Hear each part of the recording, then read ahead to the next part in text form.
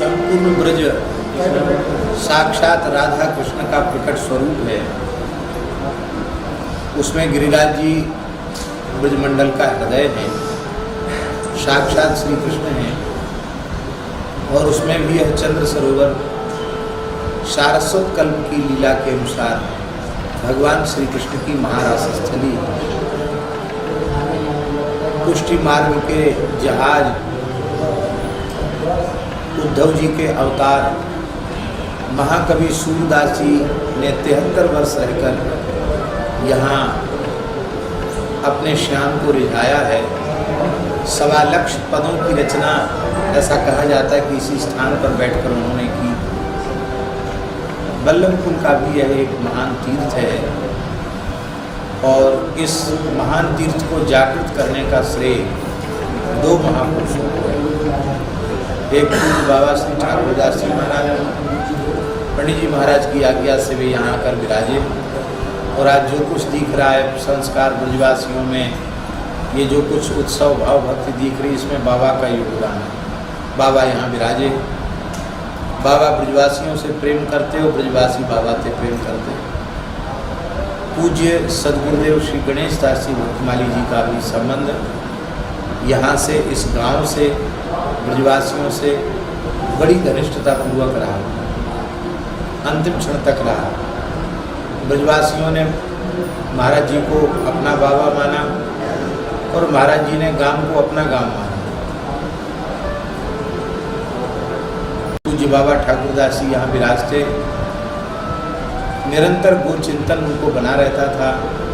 एक कसाई एक देसी बछड़ा ले जा रहा था, उस बछड़े को देखकर बाबा को दया आई और बाबा ने किसी व्यक्ति से कहकर कसाई से बछड़ा खरीद लिया गया और उस एक बछड़े को बचाने से यहाँ गौशाला का आरंभ हुआ। फिर पूज्य गुरुदेव श्री गणेश दास जी भक्तमाली जी महाराज की अध्यक्षता में एक समिति का गठन हुआ और यहाँ गौशाला विधिवत आरंभ हुई। अपने समय की सबसे पुरानी गौशाला ये है।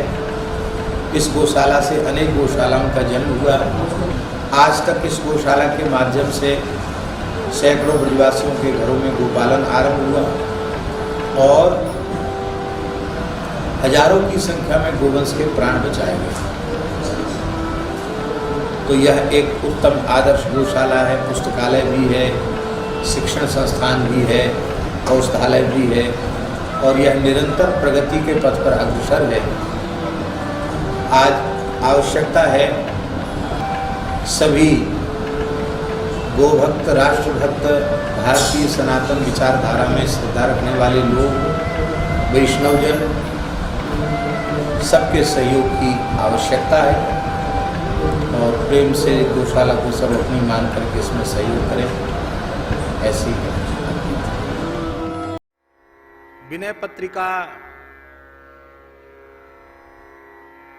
ऐसा अनुपम ग्रंथ है गोस्वामी तुलसीदास जी महाराज का कि इस एकमात्र ग्रंथ का आश्रय कोई साधक ले ले तो साधक जीवन के समस्त प्रश्नों का समाधान हो जाएगा।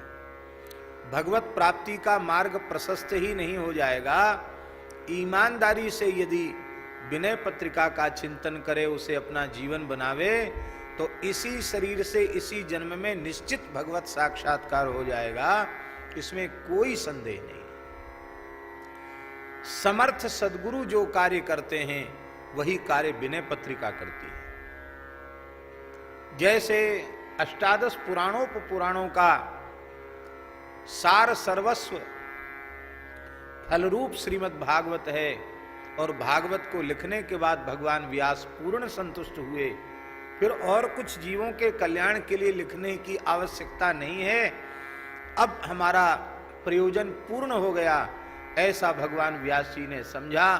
ठीक इसी प्रकार से भगवान की प्रेरणा से कलिमल ग्रसित जीवों के ऊपर अत्यंत अनुग्रह करके कलियुग के दोषों से बचने के उपाय के रूप में जीव का परम कल्याण हो जाए, इसी जन्म में भगवत प्राप्ति हो जाए, साधक के अंतःकरण का ज्ञान, वैराग्य, भक्ति तीनों सुदृढ़ हो जाएं, परम परम प्रेम उसे प्राप्त हो जाए, वह कृतकृत्य हो जाए, कृतार्थ हो जाए, इसी प्रयोजन के लिए मानो गोस्वामी जी ने अपनी अंतिम कृति के रूप में इसको प्रकट किया। इसको YouTube पर प्रचारित भी किया जा रहा है, इस प्रसारण भी इसका किया जा रहा है। उसको जो भी देखेंगे उन्हें घर बैठे नित्य सत्संग प्राप्त हो जाएगा। और हम ऐसा अनुभव करते हैं कि उन्हें यह नहीं लगेगा, जितनी देर वे सुनेंगे उनको नहीं लगेगा कि हम वृंदावन से दूर हैं। आप अपने घर में बैठकर यह अनुभव करेंगे कि हम संतों के, गुरुजनों के चरणों में श्रीधाम वृंदावन में ही भावमय स्वरूप से बैठकर श्री विनय पत्रिका के माध्यम से सत्संग कर रहे हैं, भजन करते हैं।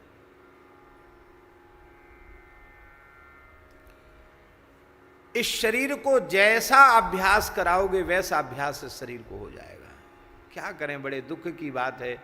हम इतनी बढ़िया व्याख्या आपको सुना रहे हैं, उपदेश दे रहे हैं, लेकिन ये हमारे जीवन में इसका एक अंश क्या अणुमात्र भी हमारे जीवन में नहीं है। लेकिन सच्ची बात यह है कि साधन में अपने शरीर को कस देना चाहिए।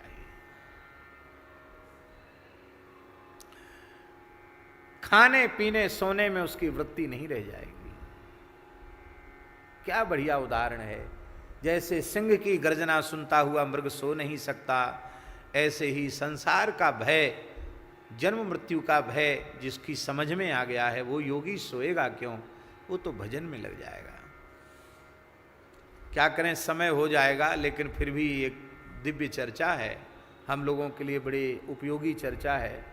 खाक चौक में पूज्य सदगुरुदेव भगवान श्री पहाड़ी बाबा के चरणों में हम बैठे थे, तो कभी अत्यंत एकांत होता था तो कभी कोई बात अपने मन की हम उनसे पूछते थे। वैसे महाराज जी तो ज़्यादातर ऐसे बैठते थे। कैसे बैठते थे?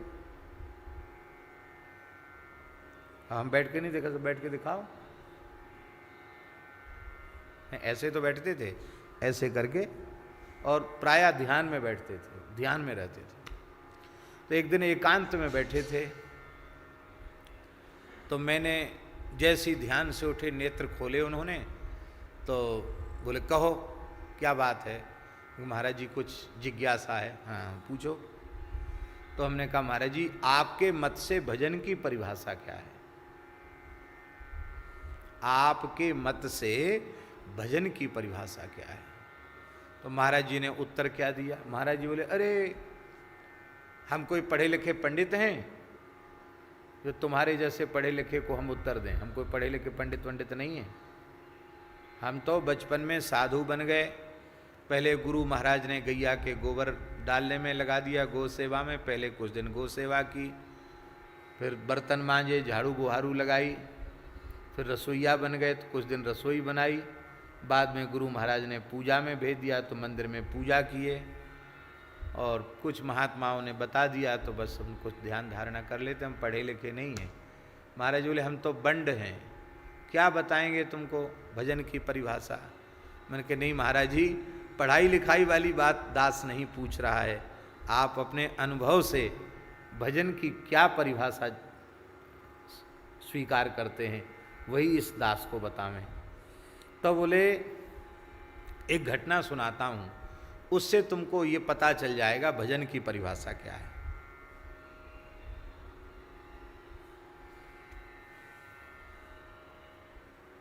इतनी बढ़िया घटना, इसको तो पिताजी तो लेख तक लिख सकते हैं इसके ऊपर, इतनी बढ़िया घटना।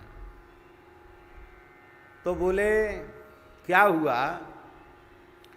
कहते यहाँ हम खाक चौक में पुजारी थे, त्यागियों की जमात आई और महात्माओं की अपनी चर्चा होती ही है, कहाँ जाना है कहाँ जाना है। यहाँ से त्यागी महात्मा बोले अरे काशी जाएंगे, रामनगर की रामलीला होती है, रामलीला दर्शन करेंगे। और बड़ी बड़ी वर्णन करके महात्माओं ने सुनाया, हम तो हर साल रामलीला देखने जाते हैं महाराज, बड़ी सुंदर रामलीला होती है। और आज भी काशी की रामलीला, रामनगर की रामलीला प्रसिद्ध है, आज भी प्रसिद्ध है, अद्भुत है। हमने देखा नहीं है पर पूज्य गुरुदेव भक्तमाली जी ने भी दर्शन किया, पहाड़ी बाबा जी ने भी दर्शन किया, सुनाते थे वहाँ कैसी रामलीला होती है। आज भी लीला के अलग अलग स्थल हैं और चौपाई के अनुसार लीला होती है। माइक आज भी नहीं लगता है, बिना माइक के हजारों लोग लीला का दर्शन करते हैं, श्रवण करते हैं।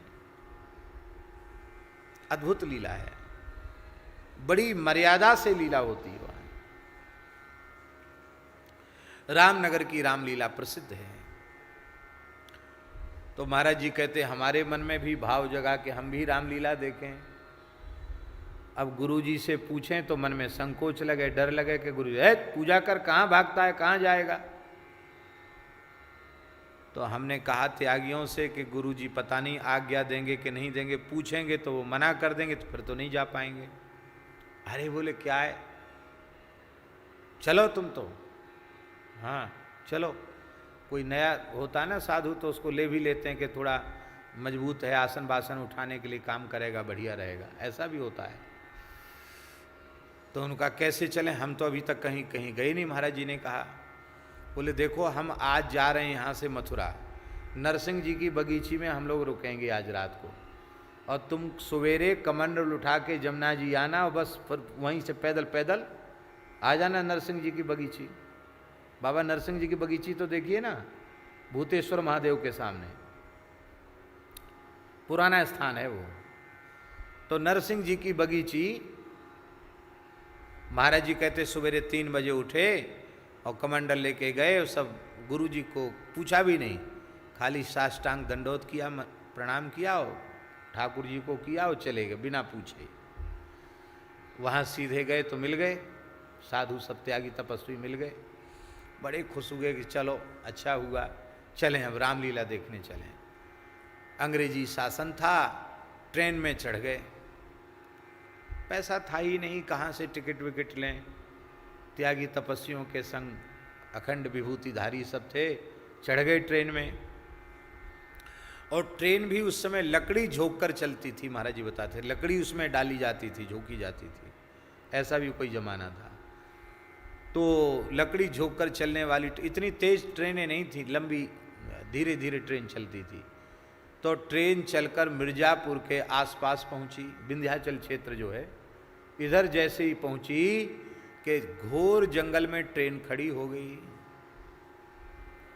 और गोरे अंग्रेज फौज सिपाही, वो सब लाल लाल चिट्ट पड़े हुए अंग्रेज, लाल लाल पगड़ी बांधे हुए, घोड़ों पर बैठे पड़ाक, सैकड़ों घोड़ा फौज पुलिस आ गई। और सब महात्मा बोले, अरे मिट्ठू बाबू आया, मिट्ठू बाबू आया। वो पहले से चर्चा कर रहे थे। एक मिट्ठू बाबू करके बंगाली था, वो रेलवे का बहुत बड़ा अधिकारी था और साधुओं का कट्टर दुश्मन था। उसने देखा कि ये साधु भर के जा रहे हैं रामनगर की लीला देखने, उनको पकड़ो, सबको जेल की हवा खिलाओ। वो सब अंग्रेजों को लेके, सिपाहियों को लेके, फोर्स लेके आ गया। तो जैसी ट्रेन रुकी कि महात्मा बोले कि अब तो जेल में सड़ा के मार डालेगा, बहुत मार पड़ेगी, भगो भगो भगो। ट्रेन रुक नहीं पाई, अभी धीमी धीमी हुई थी कि महात्मा कूद कूद कर जंगल में भागे। महाराज जी कहते मैं भी कूद के भागा, पहली यात्रा का अनुभव। अब 10 दिशाओं में साधु भागे, कोई कहीं गया, कोई कहीं गया। अभी भी विंध्याचल क्षेत्र जंगल है, उस समय तो घोर जंगल था। अब सब भटक गए, अकेले हम भटक गए। बड़े दुखी हुए कि हे भगवान, बड़ा बुरा किया, क्या बढ़िया वृंदावन धाम का वास, यमुना जी का स्नान, ठाकुर जी की पूजा, गुरु जी की सेवा। गुरु जी से बिना पूछे आए और ठाकुर जी की सेवा छोड़ के आए तो दंड तो मिलना ही था। अच्छा हुआ भटक रहे हैं। बड़े दुखी, रोने लगे। महाराज जी कहते नया नया बैराग था, बड़े दुखी हुए। एक गांव में गए तो गांव के लोगों ने, संध्या का समय था, गांव के लोगों ने घुसने नहीं दिया भीतर। भूख के मारे जान निकली जा रही कि कुछ भिक्षा मांगेंगे, लेकिन गांव के लोगों ने घुसने नहीं दिया भीतर। लठ लेके दौड़े, भगो यहां से। क्यों? बोले यहां अंग्रेजों की फौज पड़ी है जंगल में, अभ्यास चल रहा उनका, और सरकारी प्रतिबंध है, यहां कोई अपरिचित व्यक्ति नहीं घूम सकता। भगा दिया उन्होंने। खाने पीने का भी ठिकाना नहीं। तो एक पहाड़ी सी थी और पहाड़ी के सहारे एक देवी जी का मंदिर था, मढ़ी थी। तो वहीं देवी जी की मढ़ी के पास एक पेड़ के नीचे हम लकड़ी इकट्ठी करके, महात्माओं से सुन रखा था कि जंगल में आग जला के रहने से सुरक्षा रहती है, तो लकड़ी इकट्ठी कर ली, वहाँ धूना चैतन्य कर लिया। धूना चैतन्य किया ही था तब तक एक व्यक्ति वहाँ भी आ गया। ए बाबा, यहाँ क्या कर रहा, भग यहाँ से। तो महाराज जी बोले, गांव में तो घुसने नहीं दिया और दिन भर के हम परेशान, यहाँ तुम्हारा क्या, तुम्हारे बाप का क्या, हमको यहाँ से क्यों भगा रहे हो।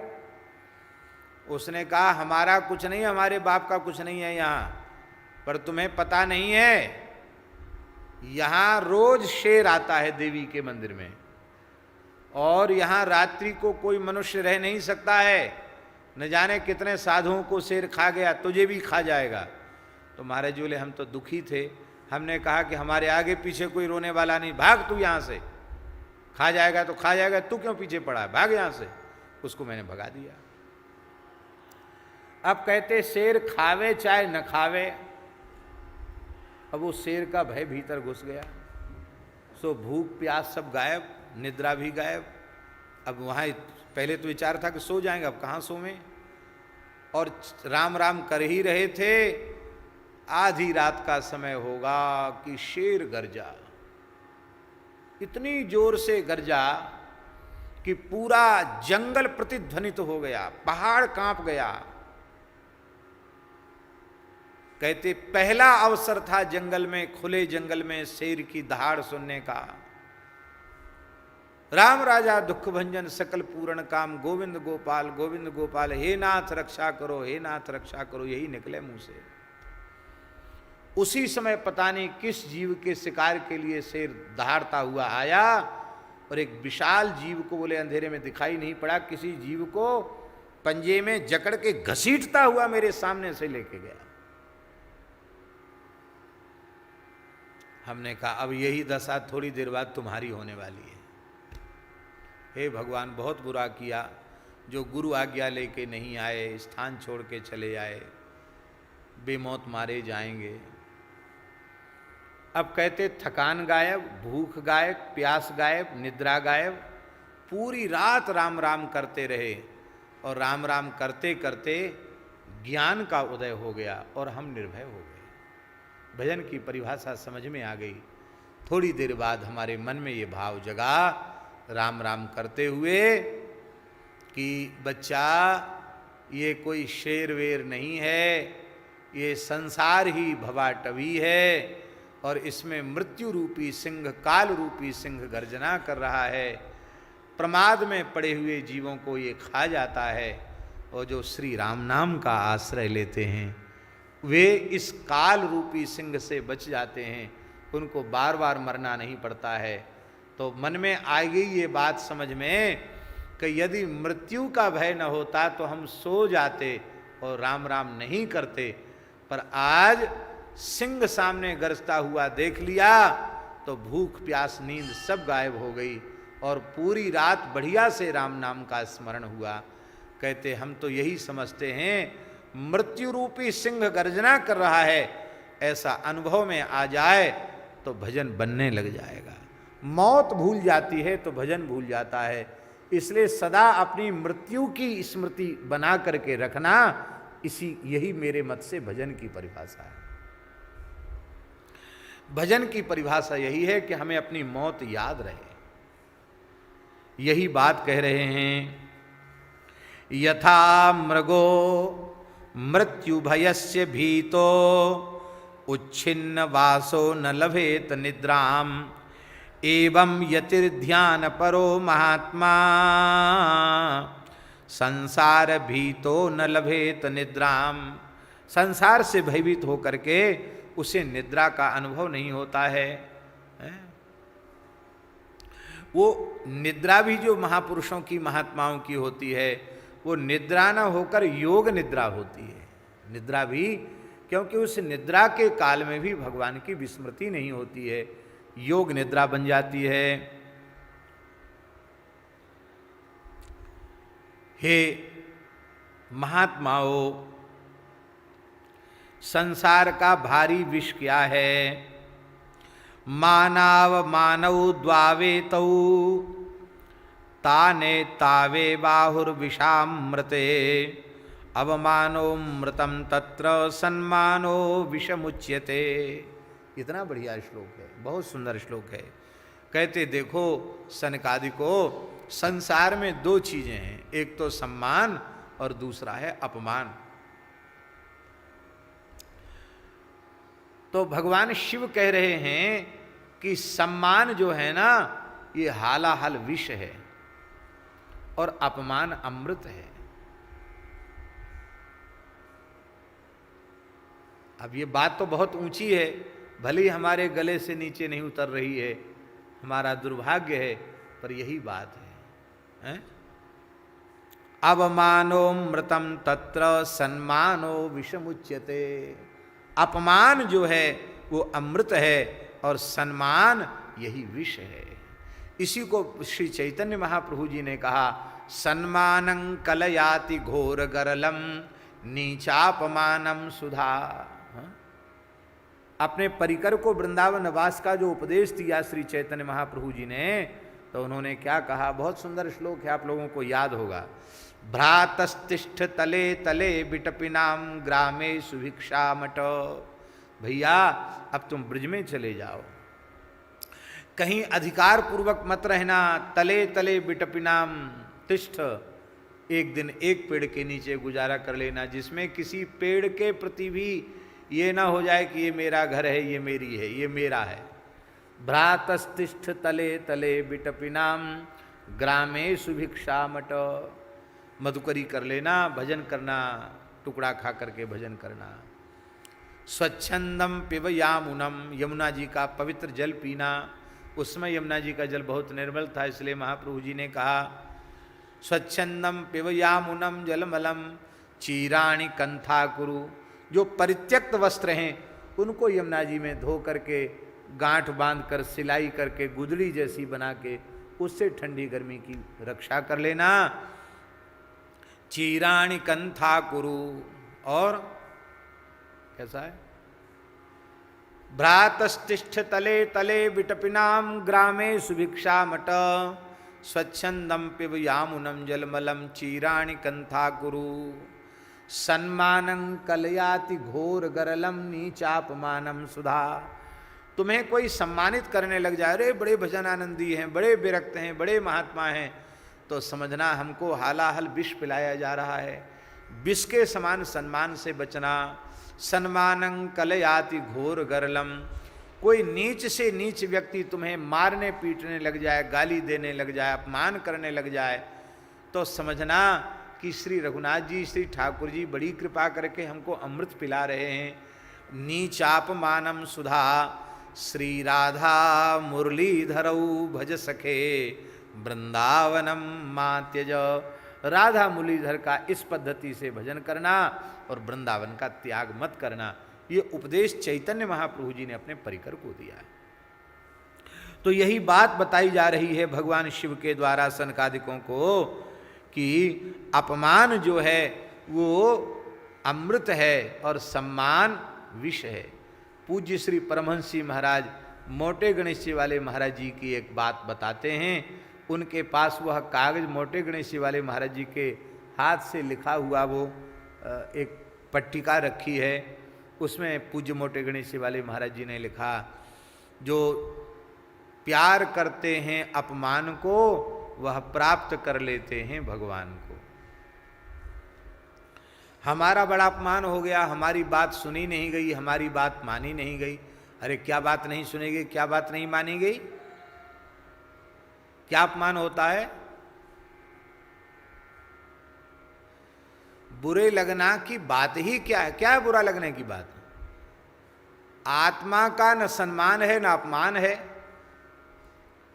सम्मान अपमान की क्रिया शरीर को लेकर होती है, शरीर हम है ही नहीं, काहे का अपमान काहे का सम्मान। लेकिन हम वहीं चिपक कर रह जाते हैं और फिर सोचते हैं हमारा कल्याण हो। भाई कल्याण कैसे होगा?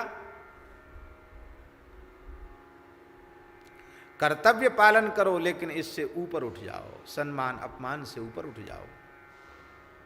आहा,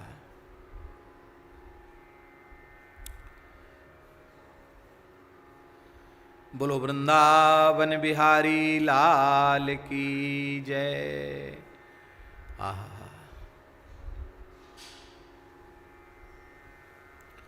चलो 2-3-4 श्लोक से। हे गिरिजा रमण भवन भूधराधिप सदा। भूधराधिप कौन है? हिमालय। और ऐसे जो हिमालय भूधराधिप हैं उस कैलाश पर आपने अपना भवन बनाया, वहाँ आप विराजते हैं। श्रवण कुंडल बदन छवि अनूपम।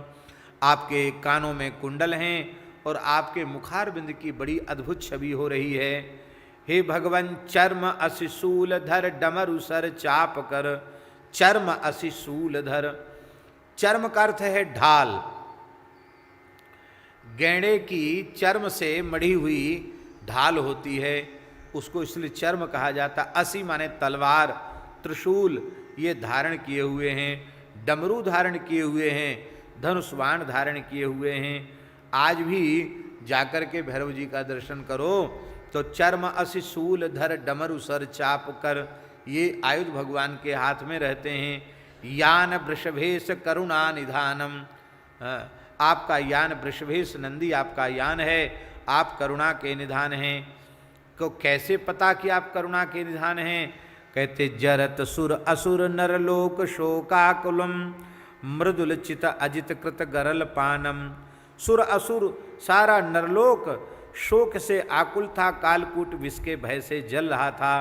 आप इतने मृदुल चित हैं, कोमल चित हैं कि आपने गरल पान कर लिया। अजित, अजित माने जिसको जीता न जा सके, ऐसे आप अजित हैं, आपने गरल का पान कर लिया।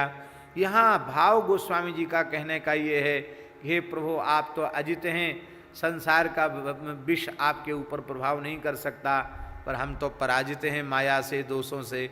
आपकी कृपा से ही हम भी कली के दोषों पर विजय प्राप्त कर सकते हैं। हे भगवान भस्म तनुभूषणम, आपके शरीर पर सुंदर भस्म का आभूषण है, भस्म की बड़ी सुंदर शोभा है। व्याघ्र चर्मांबरम, व्याघ्र का चर्म का अंबर बाघंबर आप धारण किए हुए हैं। उरग नर मौलि उर्माल धारी, सर्पों की माला को आपने धारण किया हुआ है। और नरमौली, नरमौली माने मुंडों की माल आपने धारण की हुई है। और महाराज जी डाकनी शाकनी खेचरम भूचरम यंत्र मंत्र भंजन प्रबल कलमशारी। डाकनी शाकनी खेचर आकाशचारी शक्तियाँ, भूचर धरती पर विचरण करने वाली शक्तियाँ, यंत्र मंत्र तंत्र, इन सबको आप सर्वथा नष्ट कर देते हैं। आपके सामने ये सब चलता नहीं है, आप सारे कलमश को दूर कर देने वाले हैं। मानो गोस्वामी तुलसीदास जी का भाव ये है कि विरोधी लोग जो कुछ तंत्र मंत्र जंत्र टटका टोना कर रहे हैं कि कैसे भी यहाँ से भग जाए चला जाए, पहले आप सुन भी चुके हैं, तो आप कृपा करके वो सब तंत्र मंत्र जंत्र सबको आप कृपा करके समाप्त कर दीजिए। हे भगवान काल अति काल कलिकाल ब्यालादि खग त्रिपुर मर्दन भीम कर्म भारी।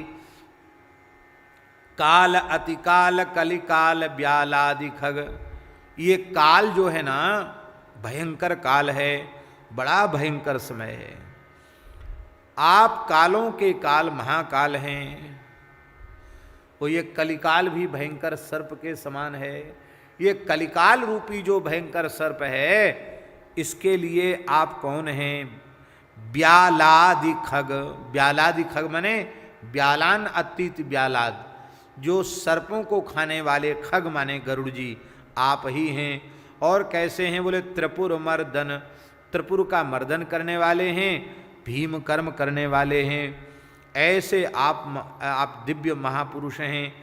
और आप सकल लोकांत कल्पांत शूलाग्रकृत, महाप्रलय के समय त्रिशूल की नौक से कृत दिग्गजा व्यक्त गुण नृत्यकारी, आप दिग्गजों को भी छेद करके गुणातीत होकर के आप नृत्य करते हैं, आप महाप्रलय कर देते हैं। हे भगवान पाप संताप घन घोर संसृति दीन भ्रमत जग जोनि नहीं कोपि त्राता। पाहि भैरव रूप राम रूपी रुद्र बंधु गुरु जनक जननी विधाता। हे भगवन, इस पाप ताप संताप से पूर्ण भयानक इस संस्कृति माने संसार में मैं अत्यंत दीनहीन होकर के 84 लाख योनियों में भटक रहा था। हमको कोई बचाने वाला नहीं था। लगता है हमारे जैसे इस भटकते हुए जीव की रक्षा के लिए ही हे भैरव रूपी रूप राम रूपी रुद्र, भैरव रूपी रुद्र, वो भैरव रूपी रुद्र कैसे हैं? राम रूप, श्री राम रूप भैरव रूपी जो रुद्र हैं, अर्थात श्री भैरव रूपी रुद्र के रूप में हमारे श्री रघुनाथ जी ही राम रूपी रुद्र के रूप में विराजमान हैं। और आप ही हे राम रूपी, हे भैरव रूप राम रूपी रुद्र, आप ही मेरे बंधु हैं, आप ही मेरी माता हैं, आप ही मेरे पिता हैं, आप ही मेरे विधाता हैं। इसलिए आप ही मेरी रक्षा कीजिए, पाही अर्थात मेरी रक्षा कीजिए। हे भगवन, मैं एक सामान्य प्राणी हूँ, मैं आपकी स्तुति किन शब्दों में करूं, कहां तक करूं? यस्य गुण गण गणत विमलमति शारदा, शारदा सरस्वती की अत्यंत विमलमति है, वो सरस्वती भी आपके गुणावली की गणना तक नहीं कर सकती, कितने गुण आप में हैं। निगम नारद प्रमुख ब्रह्मचारी, निगम माने वेद भी आपकी कीर्ति को पूरा नहीं गा सकता है। और महाराज जी कहाँ तक कहें, नारद आदि ब्रह्मज्ञानी ब्रह्मचारी ऋषि भी आपकी महिमा को आद्योपांत नहीं गा सकते। शेष सर्वेश आसीन आनंद बन, दास तुलसी प्रणत त्रासहारी। ये सरस्वती वेद नारद ब्रह्मज्ञानी ऋषि मुनि महात्मा शेष जी आपकी कीर्ति का गान करते हैं, पर वे भी पार नहीं पा पाते हैं। ऐसे हे अनंत कीर्ति वाले श्री राम रूपी भैरव रूप और श्री रुद्र रूपी, हे भैरव रूप, हे श्री राम रूपी रुद्र, आप भक्तों को अभय देने वाले हैं और निरंतर आनंदवन काशी में आप विराज करके सब पर अनुग्रह करते हैं। ऐसे हे भैरव जी, हम आपके चरणों में प्रणाम करते हैं। बोलो भक्तवत्सल भगवान की जय। आगे के पद संख्या 12 में श्री गोस्वामी जी पुनः भगवान शिव का स्मरण कर रहे हैं। सदा शंकरं संप्रदं सज्जनानंददं शैलकन्यावरं परम रम्यं काममदमोचनं तामरसलोचनं वामदेवं भजे भावगम्यं। कंबुकुंदेन्दु कर्पूरगौरं शिवं सुंदरं सच्चिदानंदकंदं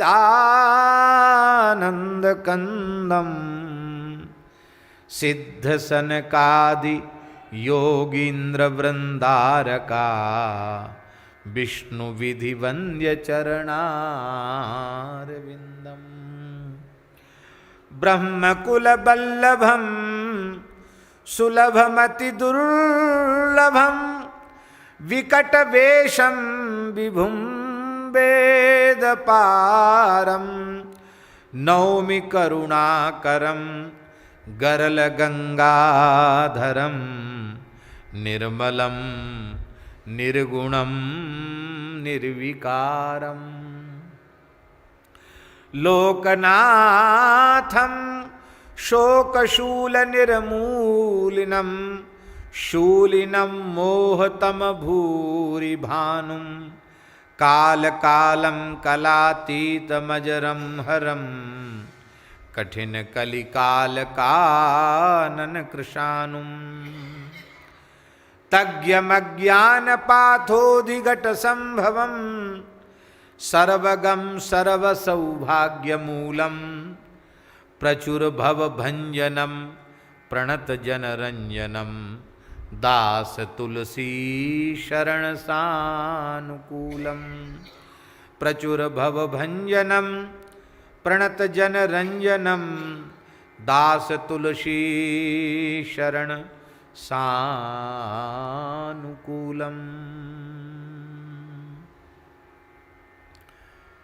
बड़ी प्यारी बात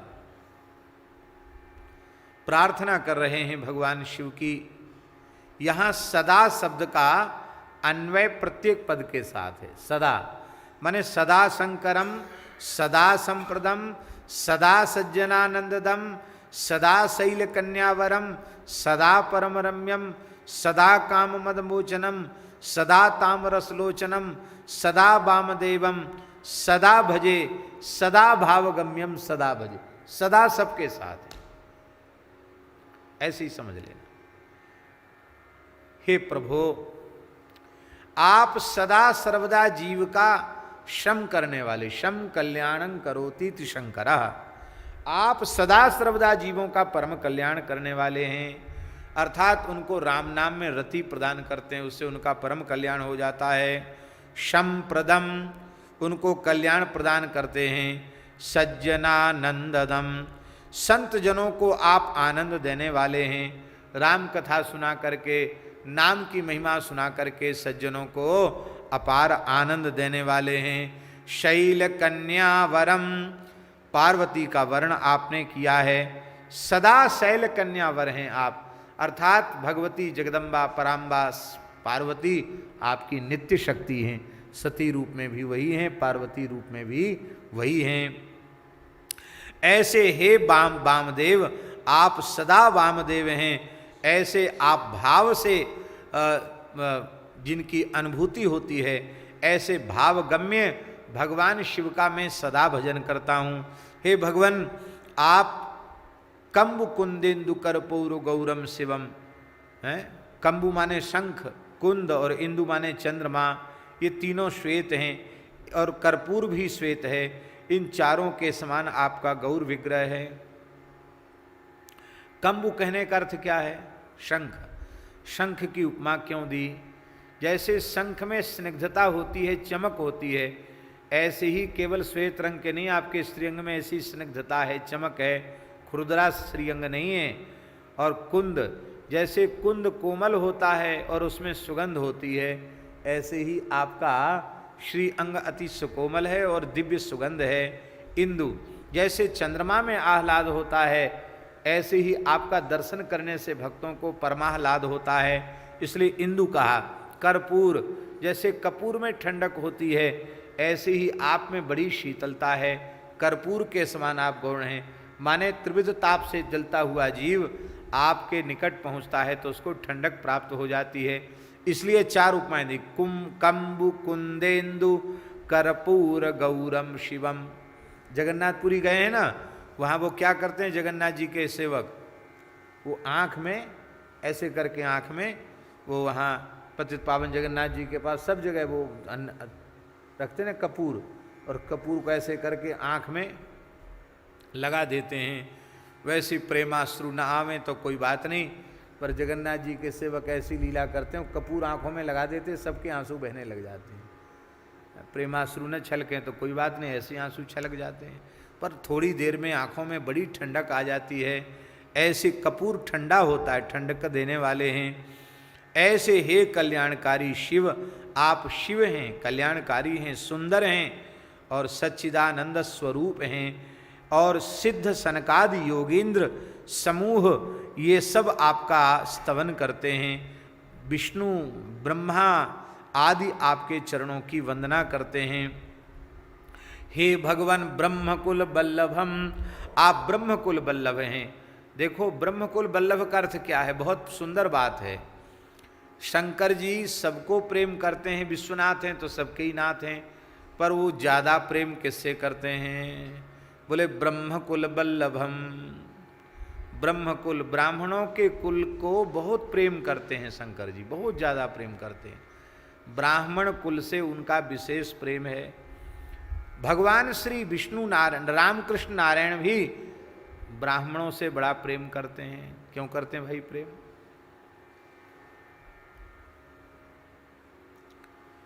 ये पूज्य ऋषि मुनि महात्मा न होते, ये ब्राह्मण न होते, तो ये वेदादि शास्त्र हमको सुनने को मिलते? हम भगवान रामकृष्ण नारायण को समझते? हम इनको जान पाते? नहीं जान पाते।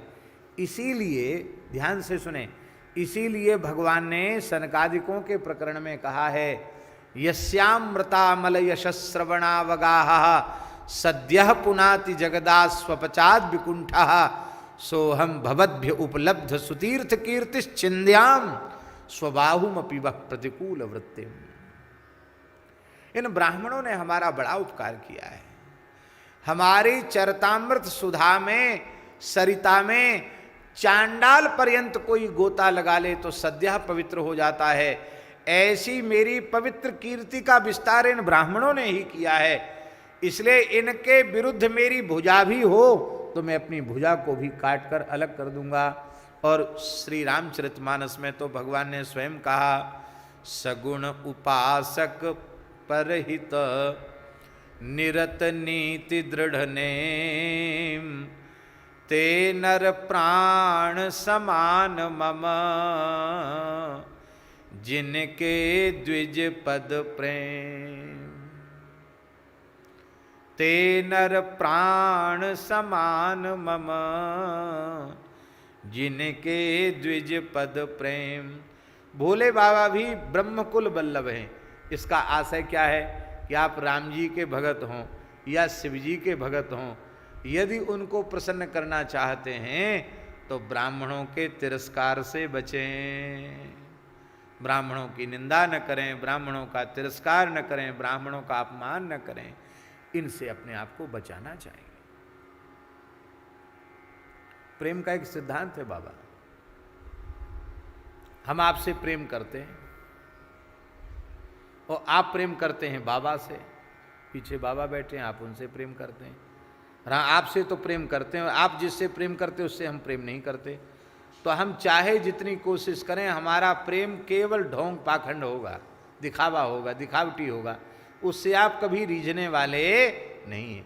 हम आपसे भले ही प्रेम न करें, पर आप जिससे प्रेम करते हैं उससे हम प्रेम करें तो आपकी प्रसन्नता सहज प्राप्त हो जाएगी। तो गौ ब्राह्मण संत, इनसे ठाकुर जी प्रेम करते हैं। इसलिए गौ ब्राह्मण संत से हम प्रेम करें तो ठाकुर जी की प्रसन्नता प्राप्त हो जाएगी। क्योंकि विप्रधेनु सुर संत हित लीन मनुज अवतार, इनके लिए भगवान अवतार लेते हैं। तो भगवान शंकर जी भी ब्रह्म कुल बल्लभम, ब्राह्मण के कुल वह आपको अत्यंत बल्लभ है, प्रिय है। देखो, मान लो कोई साधु, कोई ब्राह्मण अपने स्वरूप से च्युत है। बहुत ध्यान से सुने, कोई साधु है, साधु वेश में है, अथवा कोई ब्राह्मण है, पर साधु को जैसा होना चाहिए वैसा नहीं है वह, ब्राह्मण को जैसा होना चाहिए वैसा वह नहीं है। और हमने उसमें दोष दर्शन किया, हमने उसकी निंदा की, तो उसका तो सुधार हुआ नहीं। उसके दोष आत्मनिष्ठ हो गए, हमारे भीतर आ गए। हमने दोष दर्शन किया, दोष चिंतन किया, तो पहले वो हमारे भीतर आए, फिर हमारी मन में आए पहले, फिर मन के बाद हमारी वाणी में आ गए, और मन वाणी के बाद वह दिन दूर नहीं है जो वही सब दोष क्रिया में भी आ जाएंगे। ये पूज्य भक्तमाली जी महाराज गुरुदेव भगवान ये बात बताते थे। तो उसका तो सुधार हुआ ही नहीं और आप दोषयुक्त हो गए। इसलिए केवल अपना ठेका रखो, सबका ठेका मत लो।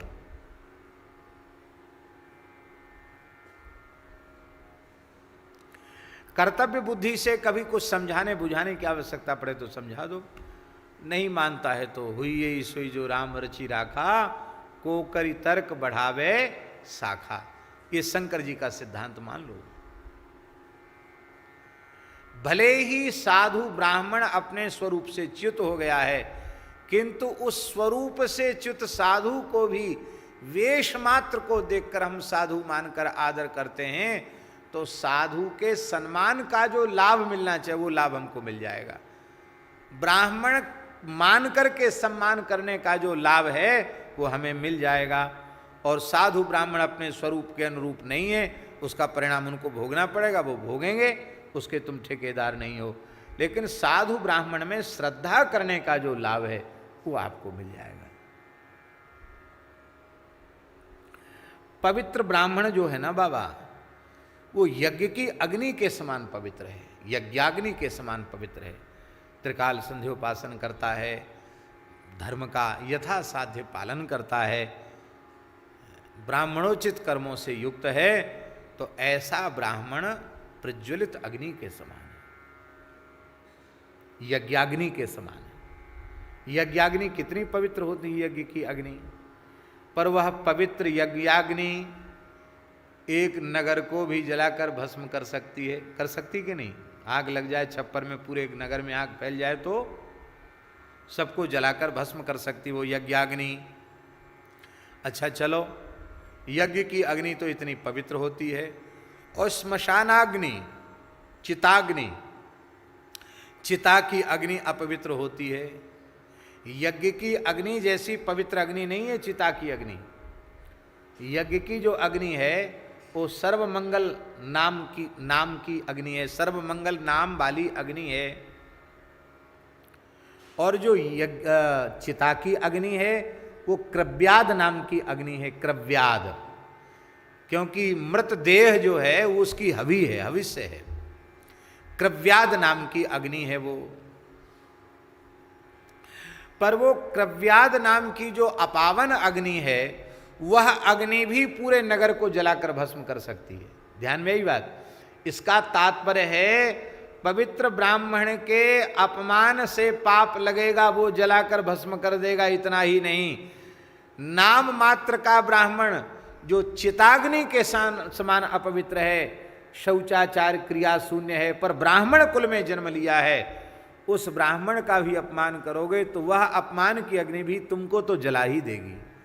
इसलिए ब्राह्मण का तिरस्कार नहीं करना है किसी भी स्थिति में। ब्राह्मण का, संत का अनादर मत करो, और धीरे धीरे अपनी वृत्ति ऐसी बना लो कि किसी प्राणी का तिरस्कार हमारे द्वारा न हो, सभी प्राणियों का सत्कार हमारे द्वारा हो, किसी का तिरस्कार नहीं, किसी की निंदा हमारे द्वारा न हो। ऐसा स्वभाव बना लेना चाहिए। बोलो भक्तवत्सल भगवान की जय। लोमश जी महाराज के संबंध में महाराज जी सुनाते थे कि लोमश जी एक बार अपनी आयु से बड़े दुखी हो गए। भगवान से बोले अब हम ज़्यादा जीना नहीं चाहते, हम तो मर जाएं सो ही अच्छा।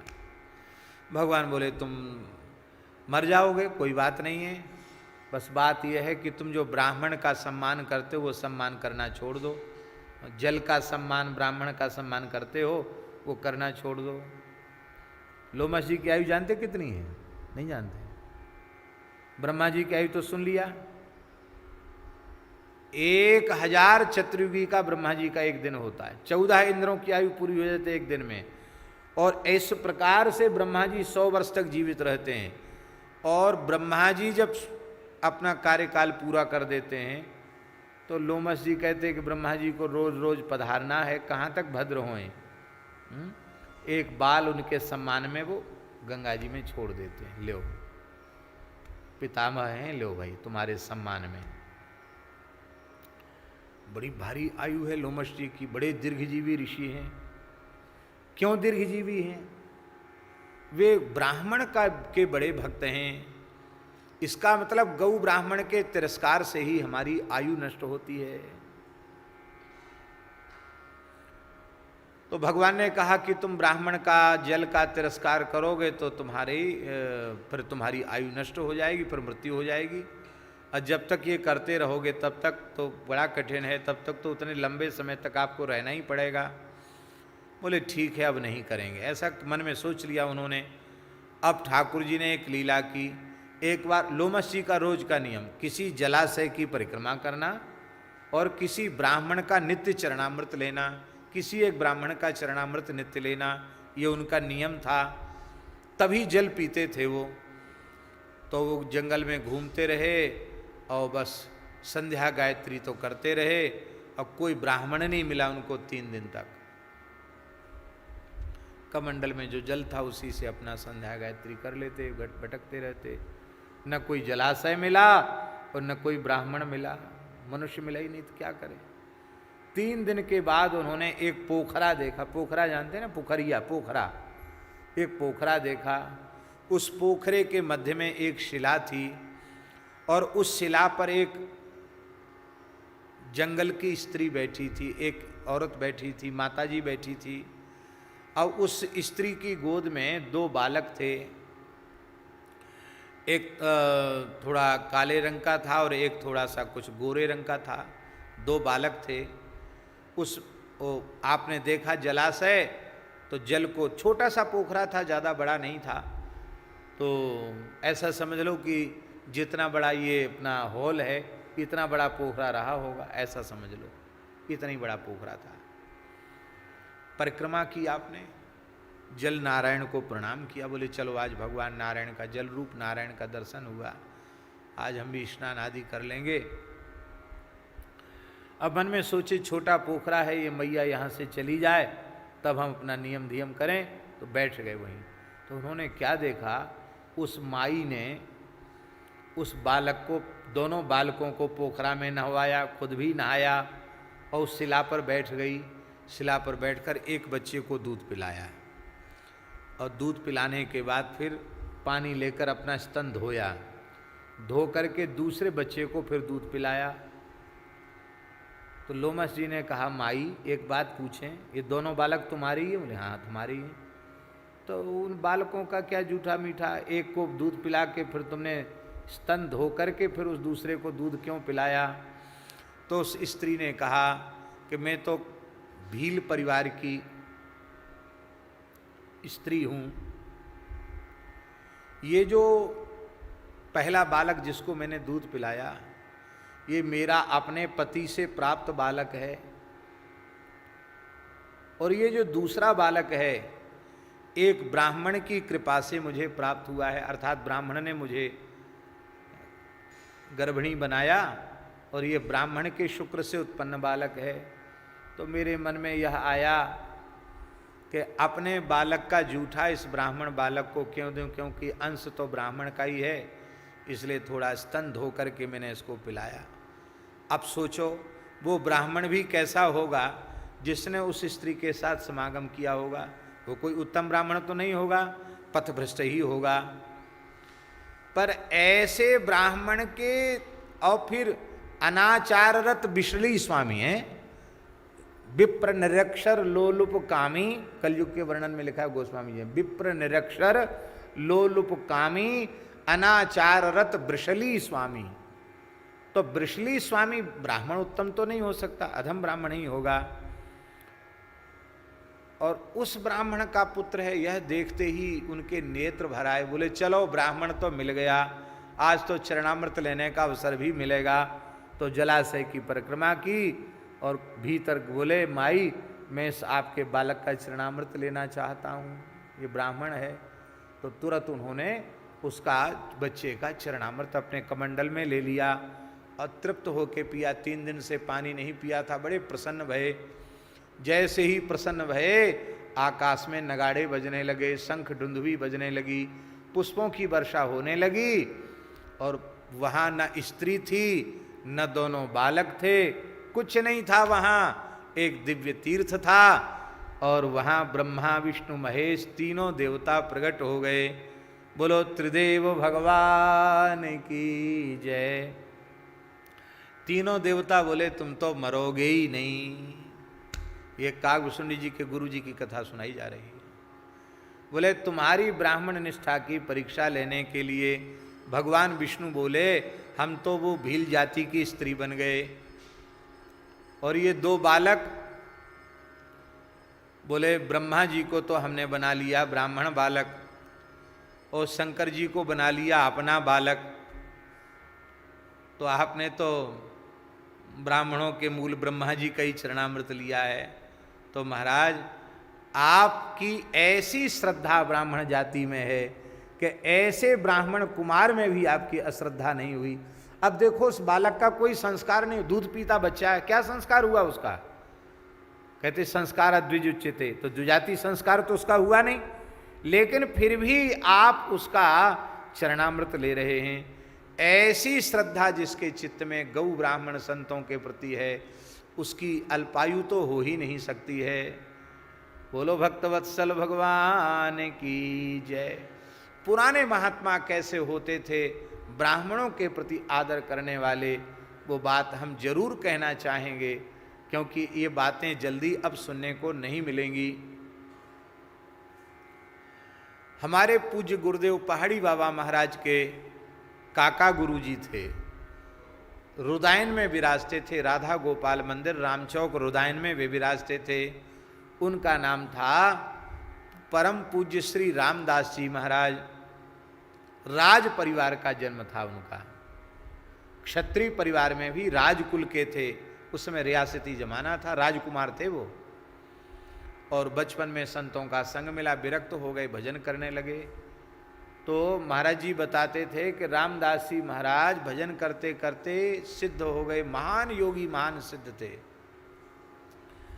बहुत चमत्कार उनके प्रसिद्ध थे, त्रिकालदर्शी महात्मा थे, पिंड ब्रह्मांड के सारे भेद समझने वाले योगी थे, बहुत उच्च कोटि के महात्मा थे।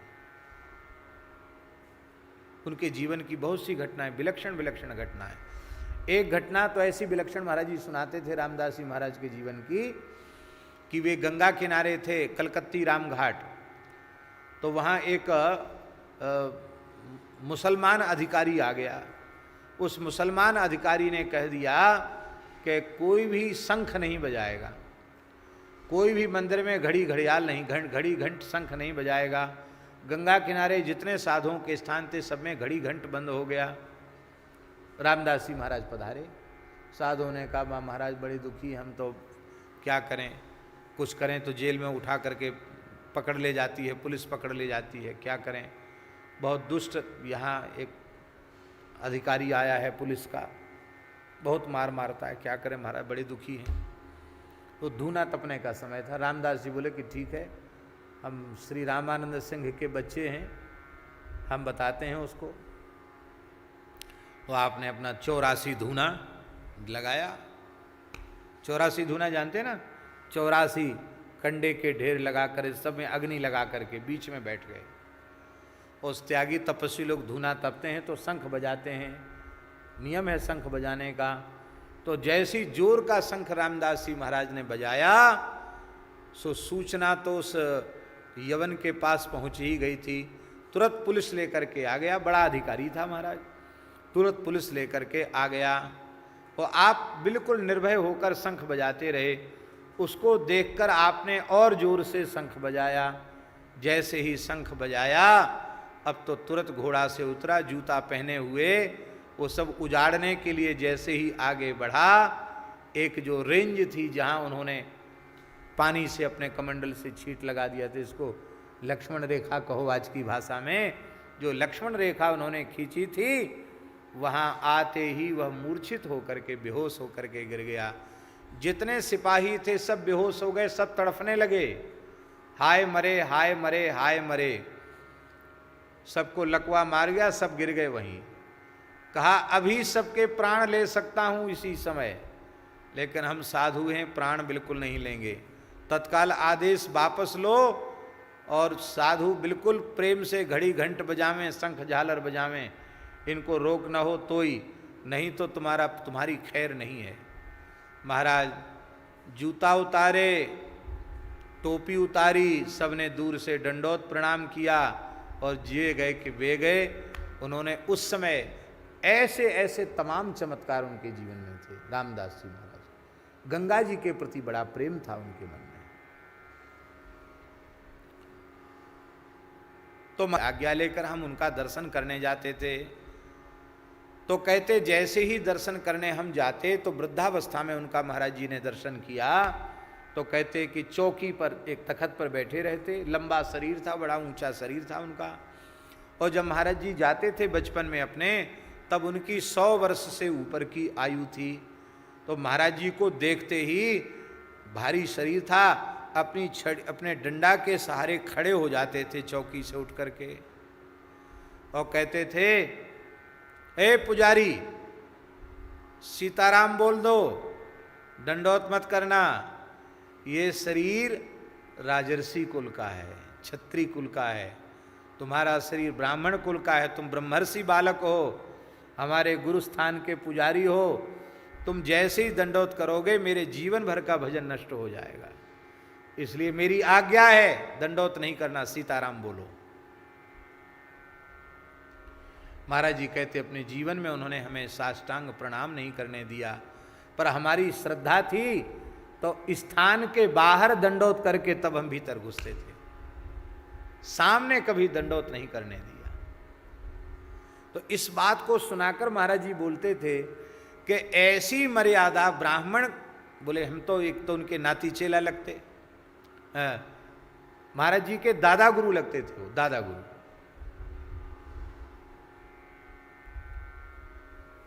पहाड़ी बाबा के गुरु भाई थे, तो महाराज जी के दादा गुरु लगते थे। बोले वो मेरे दादा गुरु और मैं उनका नाती चेला, और ऐसे जीवन मुक्त समर्थ महात्मा, लेकिन इतनी ब्राह्मण कुल की मर्यादा, कहते मैंने अपने जीवन में ऐसी मर्यादा नहीं देखी।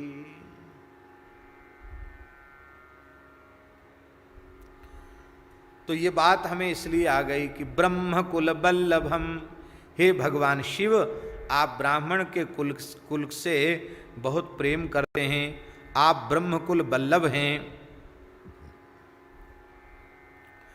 ब्राह्मणों का कुल आपको अत्यंत प्रिय है। सुलभ मति दुर्लभम, सुलभम अति दुर्लभम, आप सुलभ भी हैं और अति दुर्लभ हैं। इसका मतलब है जो भगवान के प्राण प्यारे भक्त हैं उनके लिए तो आप सुलभ हैं, और जो हरिगुरु संतों से विमुख हैं उनके लिए आप दुर्लभ हैं। आप सुलभ भी हैं और आप दुर्लभ भी हैं।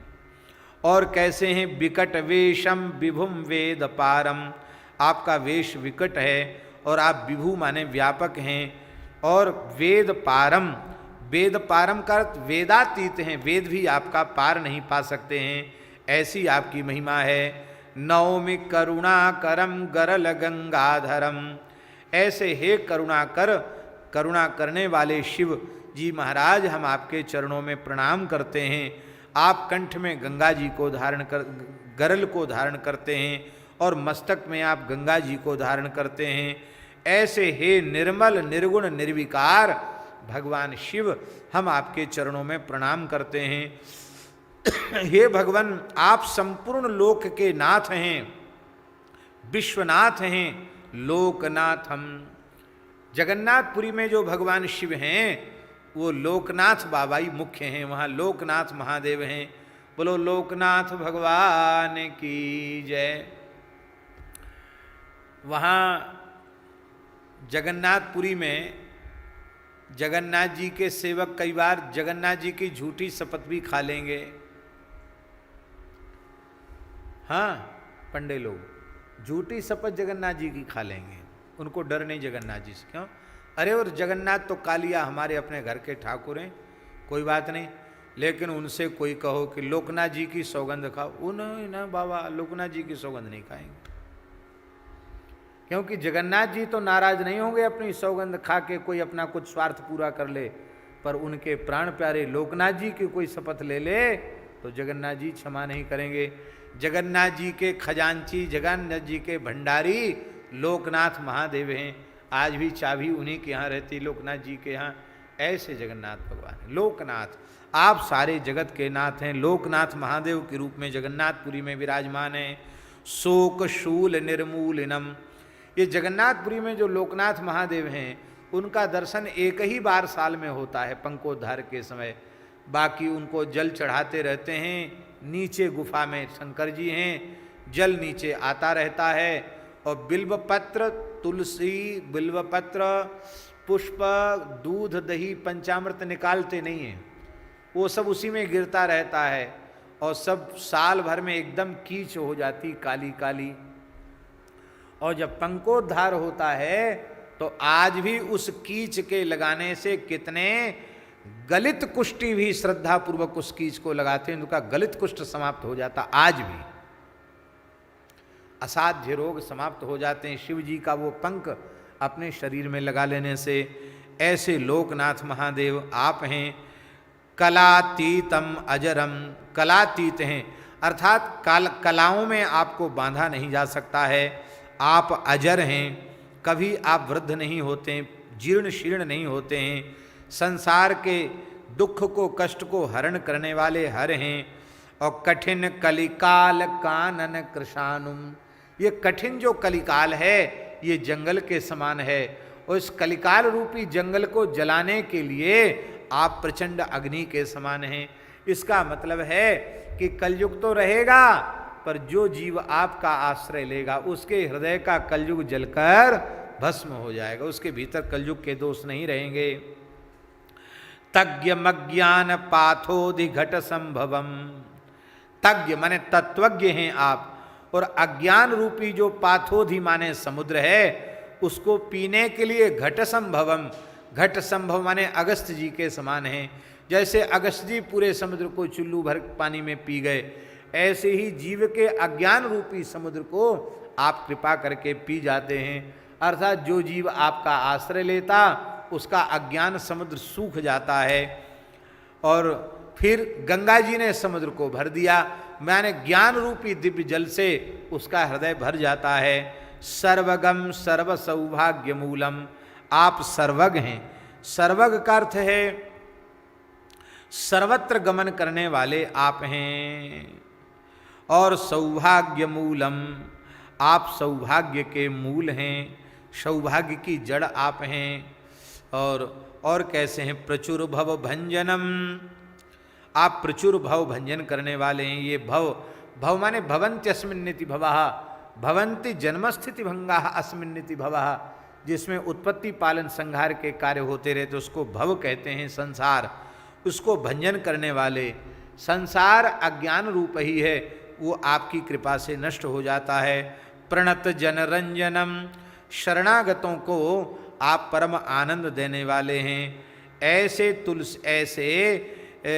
सदा मुझ पर कृपा करने वाले, सानुकूल रहने वाले, हे भोले बाबा, हे विश्वनाथ जी, ये तुलसीदास निरंतर आपकी शरण में है। बोलो श्री काशी विश्वनाथ भगवान की जय। आगे के पद में पुनः भगवान शिव का स्मरण कर रहे हैं। यहाँ इसमें हमको स्मरण में नहीं आ रहा, ये कर्पूर गौरम कर्णावतारम कहाँ आया था? नहीं, ये किस पुराण में आया था? ब्रह्मविवर्त में आया था क्या? हमने या तो पद्म पुराण में आया, या पद्म पुराण में या ब्रह्मविवर्त पुराण में ये कर्पूर गौरम कर्णावतारम श्लोक आया था। हमको स्मरण में भूल रहा है। बोलो वृंदावन बिहारी लाल की, खोजने में समय लग जाएगा। या तो पद्म पुराण में या ब्रह्मविवर्त पुराण में, पद्म पुराण में, हाँ पद्म पुराण में ये श्लोक आया था जो बहुत प्रसिद्ध है। कर्पूर गौरम करुणावतारम संसार सारम भुजगेन्द्रहारम सदा वसंतम हृदयारविंदे भवम भवानी सहितं नमामि, भवम भवानी सहितं नमामि। और प्रायः तो सब पूरी दुनिया में अब प्रसिद्ध हो गया कि जैसे ही आरती के बाद कपूर जला के कपूर से आरती करते हैं, बस कर्पूर गौरम करुणावतारम। उसमें ये कहीं नहीं लिखा कि कपूर से आरती इस समय ये मंत्र बोलना चाहिए, पर उसमें कर्पूर शब्द आ गया, इसी से सब उसी को बोले चले जा। अच्छा है बोलना, कोई खराब नहीं है, अच्छा ही है बोलना, लेकिन ये कपूर की आरती का मंत्र नहीं है, ये समझ लेना चाहिए। तो इस मंत्र को भी, इस श्लोक को भी तुलसीदास जी ने पद्म पुराण के इस श्लोक को भी अपने इस पद में स्थान दिया है, और बिल्कुल अक्षरशः अनुवाद।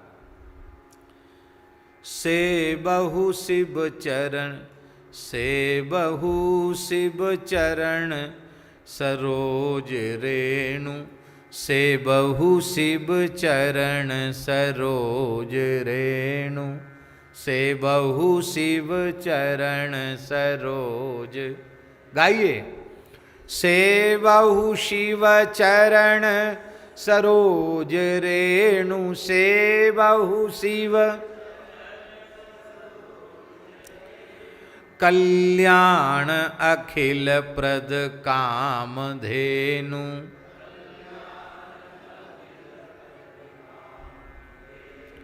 कर्पूर गौर करुणा उदार, कर्पूर गौर संसार सार भुजगेंद्र हार, संसार। कितना बढ़िया अनुवाद है। कर्पूर गौर करुणावतार, कर्पूर संसार सार भुजगेंद्र हार, संसार सार।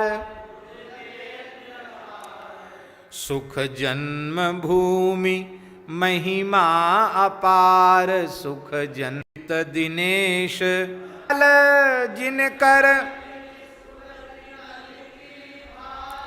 जिन कह विधि सुगति न लिखी भाल,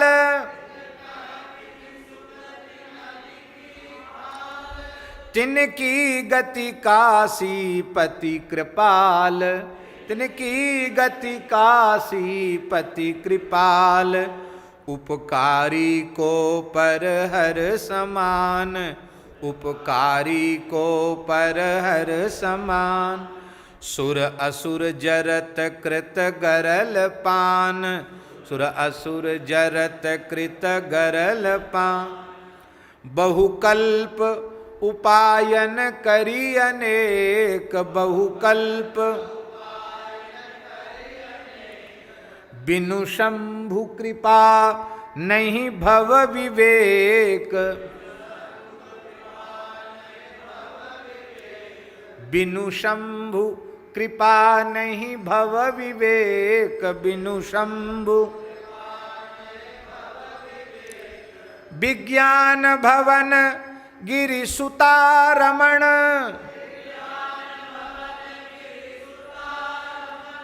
कह तुलसीदास मम त्रास समन, कह तुलसी,